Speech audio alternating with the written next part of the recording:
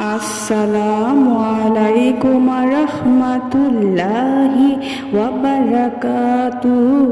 সুপ্রিয় সম্মানিত দর্শক শ্রোতা, আশা করি মহান রব্বুল আলামিনের দয়ায় আপনারা সকলেই ভালো আছেন।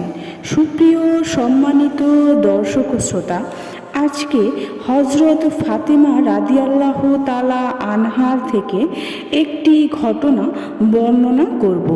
ঘটনার শিরোনাম হচ্ছে জান্নাতি যুবকদের সর্দার। তো চলুন শুরু করা যাক।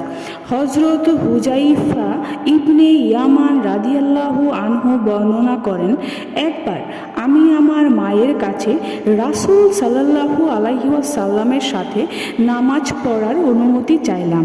আমি বললাম, প্রিয় আম্মাজান, আমি নামাজের শেষে রাসূল সাল্লাল্লাহু আলাইহি ওয়াসাল্লামকে বলবো তিনি যেন আপনার মাগফিরাতের জন্য দোয়া করেন।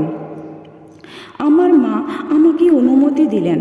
আমি রাসূল সাল্লাল্লাহু আলাইহি ওয়াসাল্লামের কাছে এলাম এবং তার সাথে মাগরিবের নামাজ আদায় করলাম। রাসূল সাল্লাল্লাহু আলাইহি ওয়াসাল্লাম মাগরিবের পর নফল নামাজ পড়া শুরু করেন। এশার নামাজের সময় ঘনিয়ে এলো। তিনি এশার নামাজ পড়লেন। এরপর নামাজ শেষ করে বাড়ির দিকে যাত্রা করলেন। আমি রাসূল সাল্লাল্লাহু আলাইহি ওয়াসাল্লামের পেছনে পেছনে চলতে লাগলাম। রাসূল সাল্লাল্লাহু আলাইহি ওয়াসাল্লাম আমাকে জিজ্ঞেস করলেন, কে তুমি? আমি বললাম, হে আল্লাহর রাসূল, আমি হুজাইফা। তিনি আমাকে বললেন, তোমার কি দরকার? আল্লাহ তোমাকে এবং তোমার মাকে ক্ষমা করে দিন। এরপর তিনি বললেন, শোনো হুজাইফা, আমার কাছে এমন একজন ফেরেশতা এসেছেন যিনি এর আগে দুনিয়াতে আসেননি। তিনি এসে আমাকে সালাম দিলেন এবং একটি সুসংবাদ দিলেন।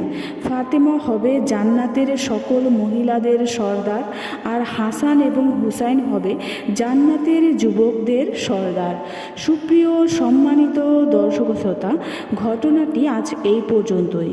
ঘটনাটি যদি ভালো লেগে থাকে অবশ্যই চ্যানেলটি সাবস্ক্রাইব করবেন, লাইক করবেন, কমেন্ট করবেন এবং বেশি করে শেয়ার করে দিবেন।